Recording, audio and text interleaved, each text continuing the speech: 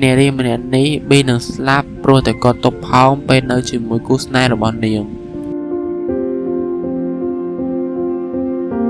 នារីម្នាក់នេះមានសញ្ជាតិអៀកឡង់នាងមានអាយុ19ឆ្នាំ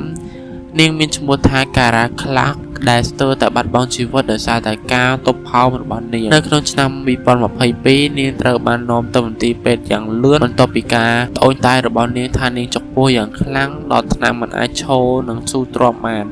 ក្រុមវិជ្ជាបណ្ឌិតពិនិត្យឃើញថាត្រូវការវះកាត់បន្ទាន់ដើម្បីដកផ្នែកអាប់ទីនេះចេញអាប់ទីនេះនឹងអ្នកគ្នាជាភាសាគ្រូពេទ្យខ្ញុំអត់សូវដឹងថានឹងអីគេដែរជាស្រ័យតទៅទៀតប៉ុន្តែពេលដែលកំពុងតែវះកាត់ហ្នឹងគ្រូពេទ្យឃើញគួរឲ្យភ្ញាក់ផ្អើលហ្មងរយៈពេលជាច្រើនឆ្នាំកន្លងមកការទប់ផោមមិនបញ្ចេញនៅពេលដែលគាត់នៅជាមួយគូស្នេហ៍ដោយសារតែខ្មាស់អៀនការទប់ផោមជាប្រចាំនេះបានធ្វើឲ្យហ្គាសក្នុងពោះការសម្ពាធខ្លាំងខ្លាចជាហានិភ័យធ្ងន់ធ្ងរលើពោះវៀនសម្ពាធនេះបានបង្កឲ្យការឆ្លងមេរោគយ៉ាងធ្ងន់ធ្ងរដែលធ្វើស្ថានភាពសុខភាពរបស់នាងខ្លាចជាគ្រោះថ្នាក់វិជ្ជបណ្ឌិតបានបន្តទៀតថាបើនាងចាំយូរជាងនេះឬក៏ຕົកយូរជាងហ្នឹង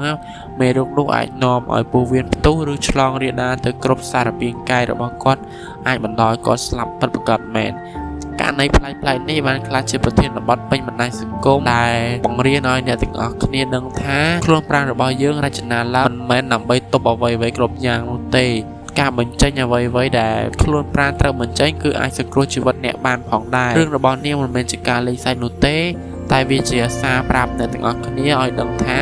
ការខ្មាស់អៀនអាចនាំឲ្យស្លាប់ប្រសិនបើអ្នកមិនប្រុងប្រយ័ត្នដូច្នេះរឿងក្តីយើងមានតែប៉ុណ្្នឹងឯងអ្នកនរគ្នា